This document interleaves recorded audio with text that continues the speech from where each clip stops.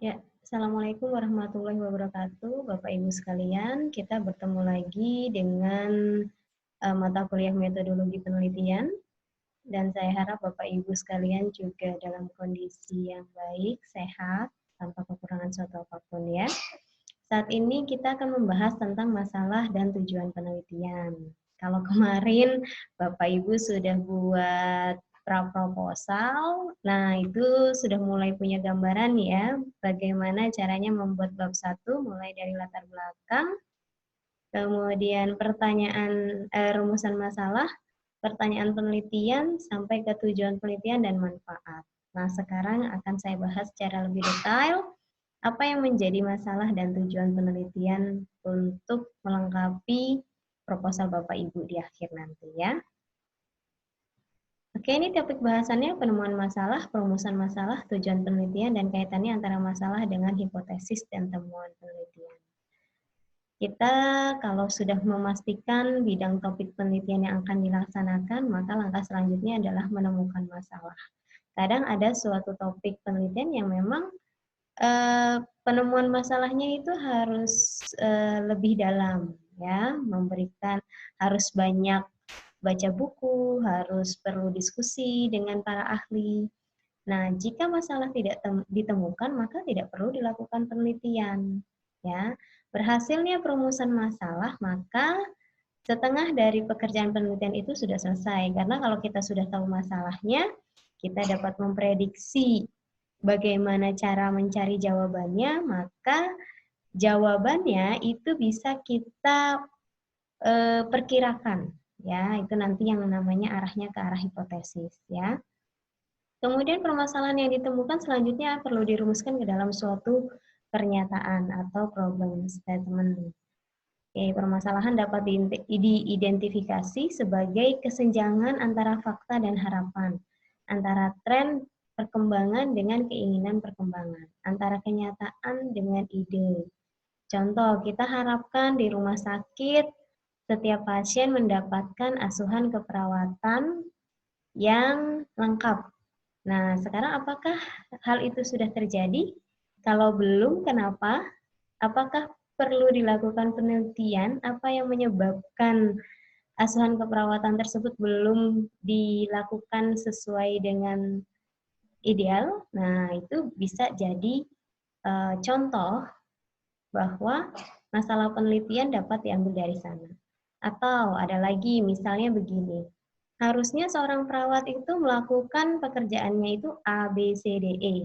Namun yang terjadi adalah hanya A, B, C, D-nya saja, E-nya tidak dikerjakan. Kenapa? Nah, bisa jadi karena perawatnya overload pekerjaannya. Harusnya satu perawat itu merawat 4 orang, ini harus 10 orang. Nah, itu bisa jadi masalah. Artinya, apa yang terjadi dalam kenyataan tidak sesuai dengan idealnya. Seperti itu. Atau contoh seperti stunting. Stunting kita di Indonesia itu 32%. Kalau WHO idealnya 20%. Nah, ada kesenjangan 12% nih. Bagaimana nih? Itu juga termasuk sebagai masalah penelitian. Masalah penelitian juga mengidentifikasikan permasalahan sebagai wujud ketiadaan, kelangkaan, ketimpangan, ketertinggalan, kejanggalan, ketidakserasian, kemerosotan, atau semacamnya. Ya. Penemuan masalah bisa dua, ada informal dan formal. Ya. Contohnya kalau formal bisa melakukan studi riset, kita datang ke lokasi permasalahan tersebut, studi pendahuluan, kita wawancara, kita amati, kita cek prevalensi angkanya, kemudian kita dapat simpulkan apa sih yang menjadi masalah pada lokasi penelitian tersebut. Sedangkan masalah informal bisa secara subjektif dan tidak rutin, artinya kita bisa tiba-tiba saja menentukan masalah penelitian, namun tetap itu nanti pada saat diujikan, pada saat skripsi itu akan ditanyakan lagi ya, kenapa Bapak Ibu mengambil masalah tersebut yang akan dipecahkan dalam penelitian ini. Ya, salah satu contoh penemuan masalah secara formal adalah studi literatur keperpustakaan, baca buku dan baca jurnal. Ya, ini contohnya ya, ada Misalnya baca jurnal, rekomendasi penelitian itu biasanya di akhir, setiap peneliti akan merekomendasikan pada peneliti selanjutnya. Contoh, biasanya kalau penelitiannya kuantitatif, dapat gambarannya data kuantitatif, bisa saja penelitinya akan menyarankan untuk penelitian tersebut dilakukan secara metode kualitatif supaya data kuantitatifnya akan dilengkapi dengan data kualitatif. Bisa juga dengan analogi atau mengambil pengetahuan dari bidang ilmu lain dan menerapkannya ke bidang yang diteliti. Contoh apa? Misalnya herbal ya atau ke arah biologi. Kita sudah banyak tahu ya kalau manajemen perawatan luka itu bisa mengambil dari madu. Madu itu biasanya teliti daerah-daerah bidang penelitiannya itu gizi, herbal atau komplementer itu bisa ya. Atau misalnya kita mengambil bidang dari farmakologi, efek dari daun mahkota dewa untuk proses penyembuhan luka. Nah, itu masuk ke analogi ya. Renovasi yaitu memperbaiki penelitian yang sudah ada. Misalnya kita baca suatu penelitian, kita baca-baca analisis, kayaknya metodenya kurang tepat nih. Sampelnya terlalu sedikit. Nah, kita bisa memperbaiki penelitian itu dengan sampel yang cukup. Kemudian dialektika ya, mengusulkan suatu untuk menghasilkan suatu teori yang merupakan tandingan atau sanggahan terhadap teori yang sudah ada. Contoh misalnya kalau dulu itu perawatan tali pusat menggunakan betadin.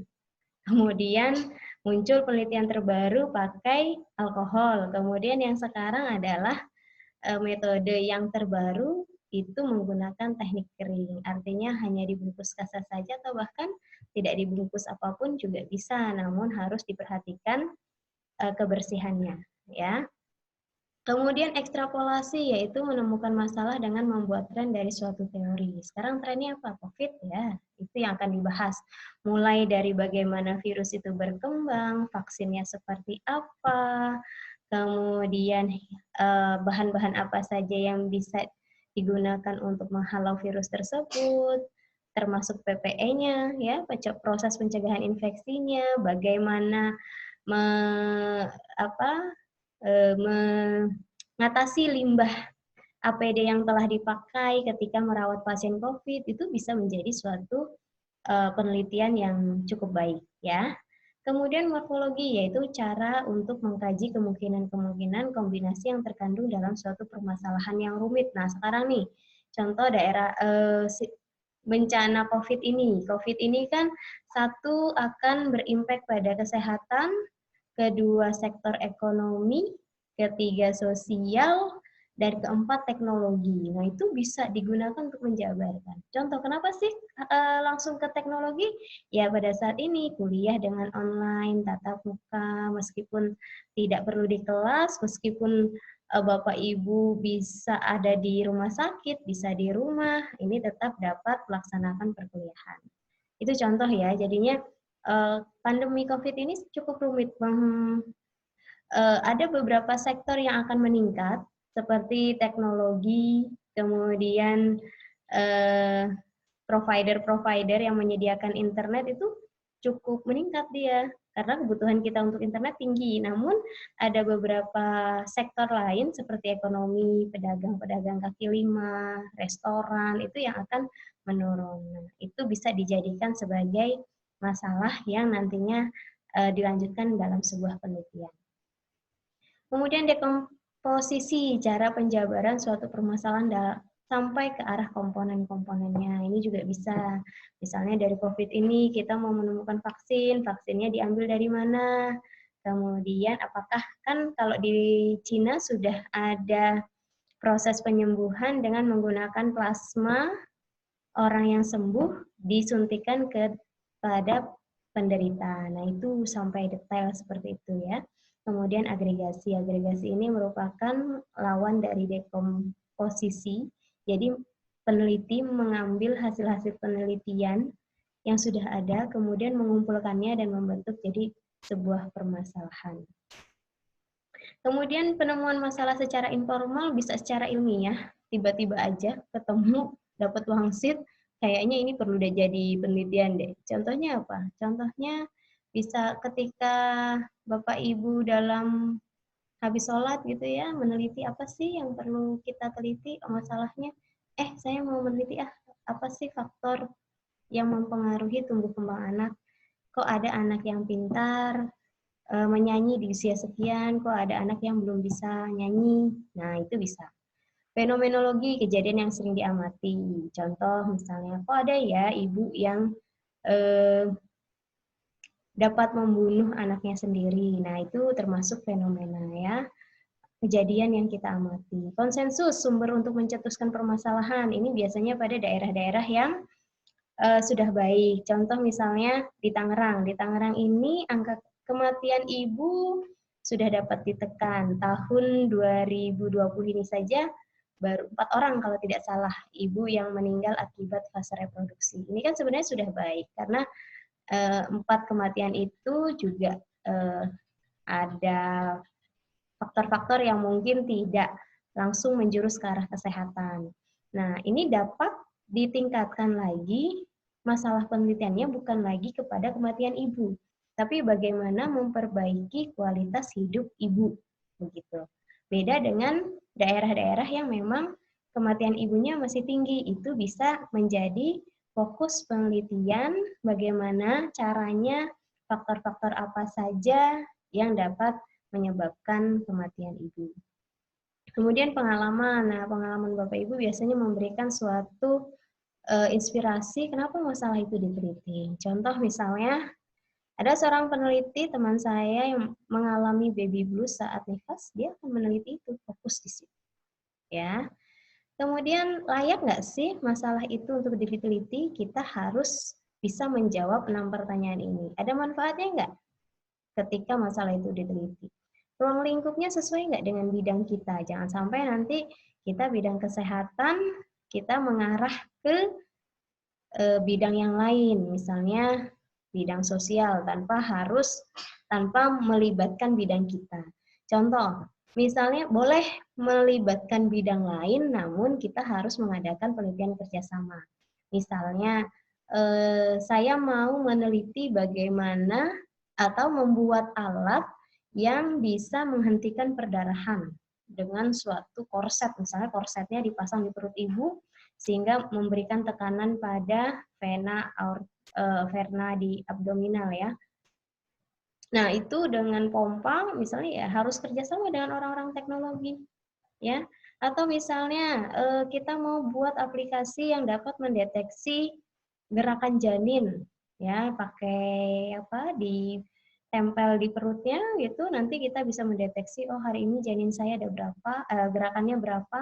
Nah, itu juga bisa berkoordinasi dengan orang-orang IT atau teknologi. Namun ini harus tadi penelitiannya jatuhnya lebih dalam lagi berupa kerjasama.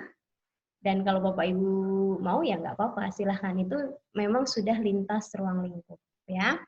Kemudian kedalaman ya, sejauh mana Bapak Ibu akan menggali permasalahan dari bidang yang Bapak Ibu teliti. Kemudian urgensi, pentingnya. Penting nggak masalah itu untuk diatasi? Ya. Kemudian seriousness, dampaknya apa kalau tidak diatasi? Grow, penyebaran atau perkembangan. Ya. Kalau misalnya seperti diabetes, kalau nggak diteliti, kalau nggak dianalisis, nanti akan menyebabkan apa? Seperti itu. Ya. Kemudian rumusan masalah ini cirinya menggunakan kalimat tanya padat dan jelas, dapat memberi petunjuk untuk mengumpulkan data, harus visible, dapat dicari jawabannya, jangan sampai tidak dapat dicari jawabannya ya, Bapak Ibu. Ya, kapan langit terbentuk? Wah, itu harus apa ya? Studinya banyak hal yang harus dibaca ya.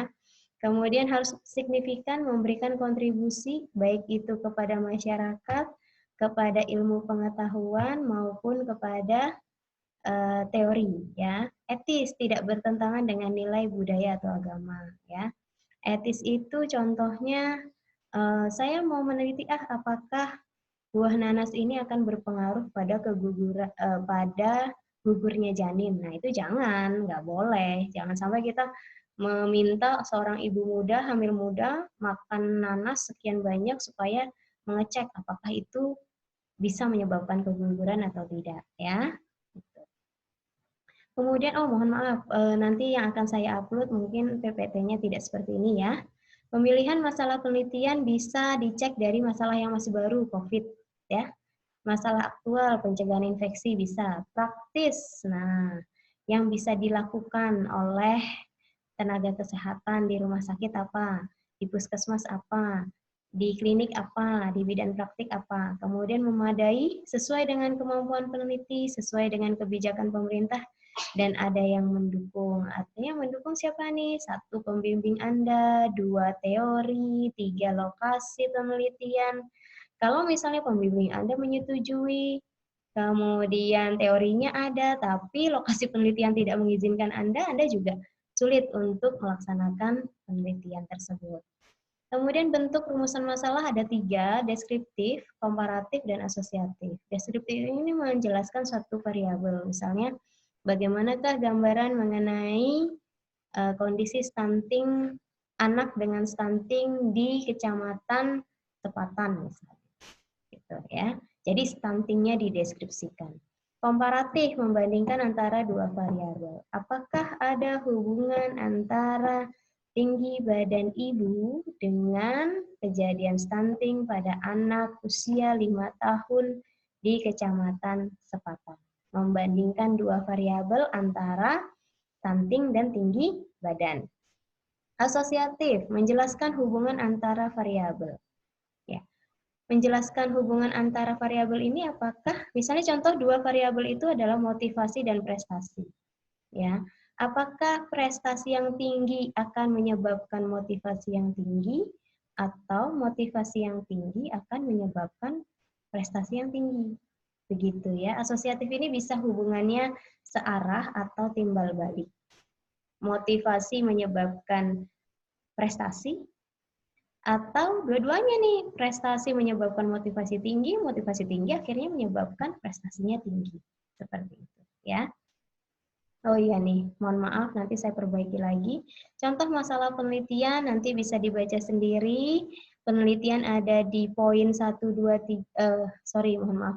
Justifikasi ada di poin 1, 2, dan 3, kemudian rumusan masalah ada di akhir. Ya. Apakah ada hubungan tingkat asupan serat dan vitamin E dengan kadar kolesterol pada penyakit jantung koroner di rawat jalan RSUD Dr. Muwardi? Ya, tadi berarti ini contoh rumusan masalah yang bentuknya adalah apa? Komparatif atau asosiatif? Asosiatif ya.